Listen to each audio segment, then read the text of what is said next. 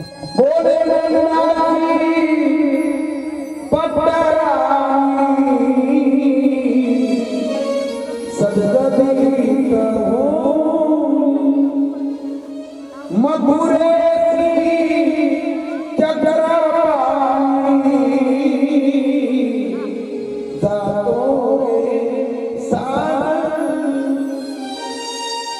विवळ mama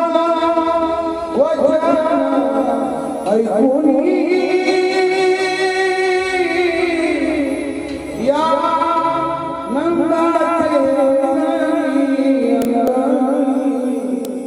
मिळाला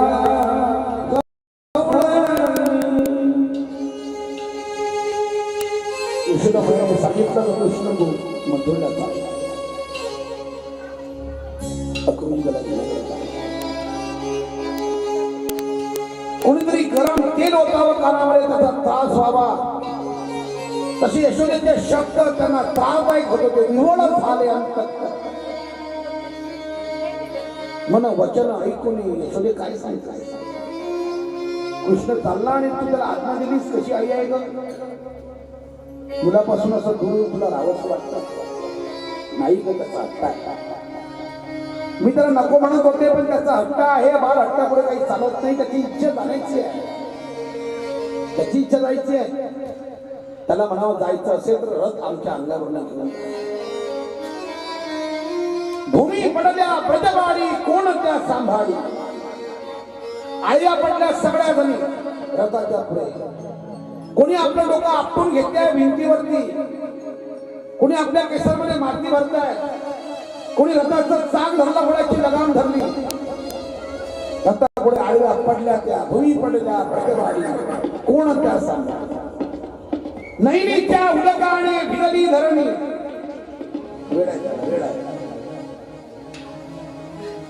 आपल्या अश्रूंची पृथ्वी सगळी ओली झाली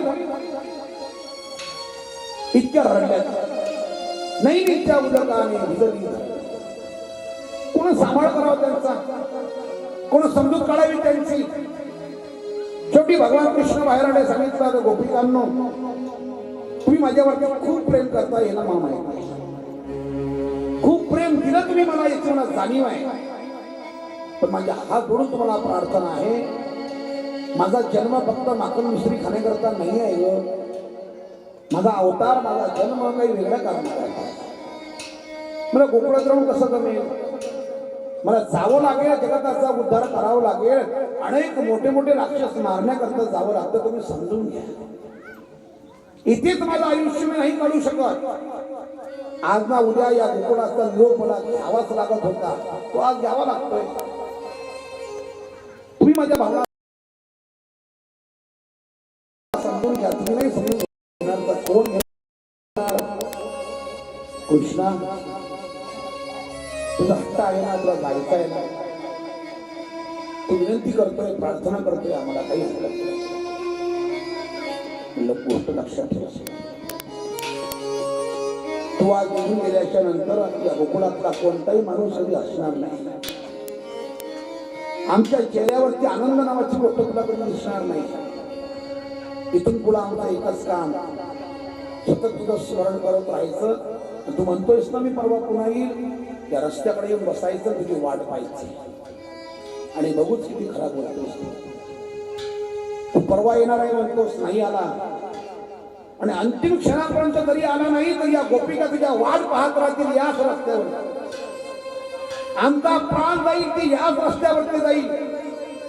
मात्र तुझी प्रतीक्षा करत राहू आम्ही आमच्याही प्रेमाचा अंत तुला पाहिजे आहे ना नक्कीच त्याच्यानंतर आम्ही कधी हसणार नाही त्याच्यानंतर आम्ही कधी आनंद बाळगणार नाही आनंद तुझ्यासोबत बाळगायचा होता तू निघून गेल्यानंतर आनंद काय तू जात असताना फक्त एकटाच चालला नाहीस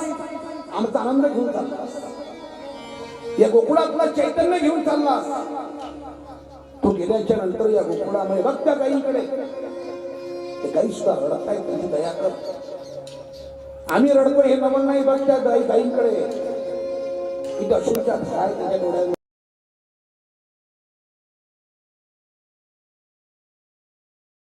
लोक जनावर आहे पतीला जाण्याचं दुःख भक्तांना कमी आहे. भगवंताने सांगितलं तुमचं सगळं करायला जावं लागतं हे मात्र नाही प्रार्थना रथी चढले वनमाळी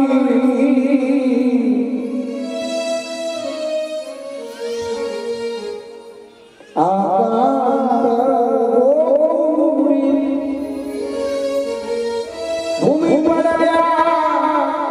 ब्रजवाडी कोण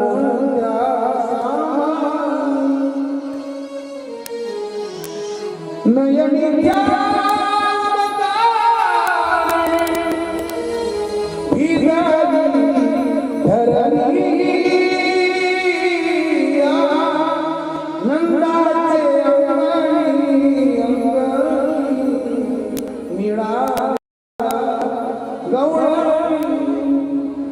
देव बोले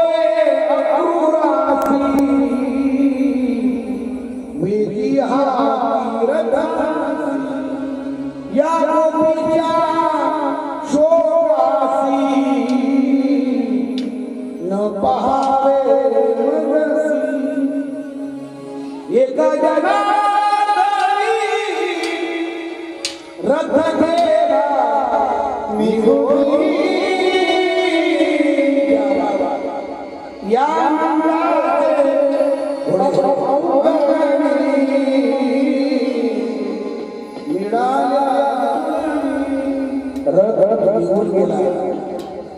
रथ निघून गेला. रथांचा आवाज, घोड्यांचा आवाज, घोड्यांच्या टापांचा आवाज तो गोकुळामुळे सर्वांच्या कानावरती पडला. भगवान परमात्मा निघून गेला कधी न येण्याकरता आणि अकांत त्या गोकुळामध्ये प्रचंड प्रेम केलं त्या भगवंतावरती या गोपिकांनी यशोदा मैयांनी. जाताना यशोदा मैयांनी सांगितलं कृष्णा एकच प्रार्थना आहे बाळा तुला तुझ्यावरती आई म्हणून मी अधिकार गाजवला पण मला रात्री कळालं अक्रूजींनी सांगितलं की तू आमचा मुलगा नाही आहेस तू वसुदेवाचा मुलगा आहे राजाचा मुलगा आहेस देवकीचा मुलगा आहेस हे आम्हाला रात्री कळालं आई म्हणून तुझ्यावरती अधिकार गाजवला कृष्णा माफ करशील या गोपिकेला या तरुणीला तुझी गरीब आई आहे तुला कधी कान पिघडला तुला उठाला बांधलं खोड्या करू नये म्हणून तुला मारहाण केली कृष्णा माझा मुलगा नाही असं मला माहिती आहे. भगवंताने सांगितलं यशोदा मैया मी कोणाचा मुलगा आहे लोक काय म्हणतात मला काही घेणं नाही पण चंद्र सूर्यापर्यंत या कानाला लोक यशोदेचा काना म्हणून ओळखतील असं प्रेम तुझा आहे माझा नाता आहे. मला देवकीचा काना कोणी म्हणणार नाही देवकीचा कृष्ण कोणी म्हणणार नाही मला यशोदेचा कृष्ण लोक म्हणतील असं तुझं माझं नातं आहे. भगवान परमात्मा निघून गेले आणि मथुरेमध्ये त्या उद्देशाने भगवंताला आणलेलं होतं कंसाने मारण्याच्या तसा तो येत नाही म्हणून त्याला आपल्या दारात आणायचं त्याला मारायचं. आता भगवान परमात्मा मथुरेमध्ये आलेले आहे